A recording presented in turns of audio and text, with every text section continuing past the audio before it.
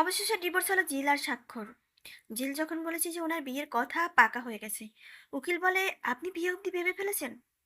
সাক্ষ্য বলে আমি বিদেশে থাকাকালীনই আমার পরিবার আমার বিয়ে নিয়ে ন্যাক করছিল, আর সেটাই এখন এসে রূপ নিয়েছে। যদিও এই বিয়েটা আমার পরিবার মানে না, তারা চায় ডিভোর্স দেয়। উকিল তখন বলে তাহলে আপনারা দুজনেই তো অনেকখানি এগিয়ে গিয়েছেন, সেখানে তো আমার আর কিছু বলার থাকে না। আমি স্ট্যাম্প করে দিলাম, এরপর থেকে আমরা দুজন আলাদা মানুষ, কারো ব্যক্তিগত জীবনে দুজনের একজনও হস্তক্ষেপ করবেন না। জিলকে সাক্ষ্য বলে এবার থেকে তুমি স্বাধীন। সাক্ষ্যকে জিল বলে তুমিও তো স্বাধীন, তুমি তো মুক্ত নও। তোমারও তো আছে চৈতি ম্যামের সাথে। বলে কি আছে আমার? আমার তেমন কিছু থাকলে আমি নিশ্চয়ই বলতাম। জিল বলে সত্যিটা বলতে আটকাচ্ছে কোথায়? সাক্ষ্য বলে আমার লাইফে তেমন সত্যি কিছু নেই। উকিল বলে আমার মনে হচ্ছে আপনাদের দুজনের উপর কোথাও একটু অভিমান আছে। অভিমানটা যদি আর একটু আগে বাঁধতো, তাহলে আর এই ডিভোর্সটার প্রয়োজন ছিল না। জিল বলে কোনো অভিমান নেই স্যার।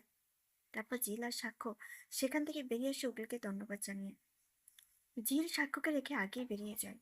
সাক্ষ্য পিছনে দাঁড়িয়ে থেকে বলে এতটা নিষ্ঠুর মানুষ আমি দেখিনি। ডিভোর্স হয়ে গেছি বলে আমার গাড়িতে উঠা যায় না?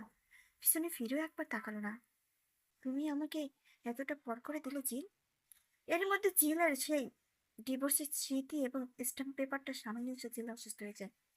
সাক্ষ্য দৌড়ে গিয়ে জিলকে ধরে ফেলে। কুর্চাত্তর পাড়ায় সকল পুলিশ উকিলে গিয়ে আসে।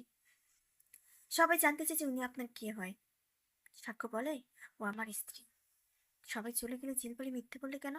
সাক্ষ্য বলে কোথাও কোনো মিথ্যে নেই তো। ডিভোর্স হয়ে গেল, তুমি তো আমার স্ত্রী ছিলেই। তারপরে জিলকে অনেকটা জোর করে সাক্ষ্য গাড়িতে করে সাক্ষ্যদের বাড়িতে চলে আসে চৈতি।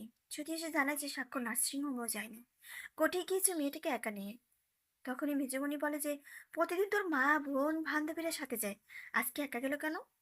চৈতি তুমি তো সাথে যেতে পারতে, তুমি তো সাক্ষ্যর বন্ধু, তুমি কেন সাক্ষ্যর সাথে গেলে না?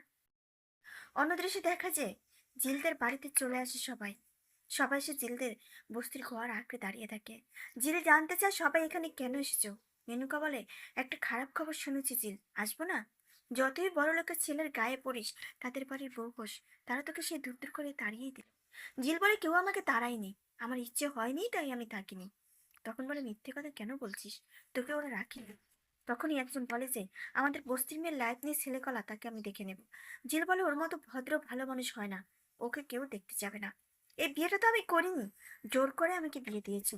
আমার জীবন আমার, আমার জীবন সম্পর্কে আমি ডিসিশন নেব, তোমরা কেউ এর মধ্যে আসবে না কিন্তু। একটা পর্যায়ে জিল বলে ও এখনো আমার হাজবেন্ড, তাই আমি বুঝে নেব।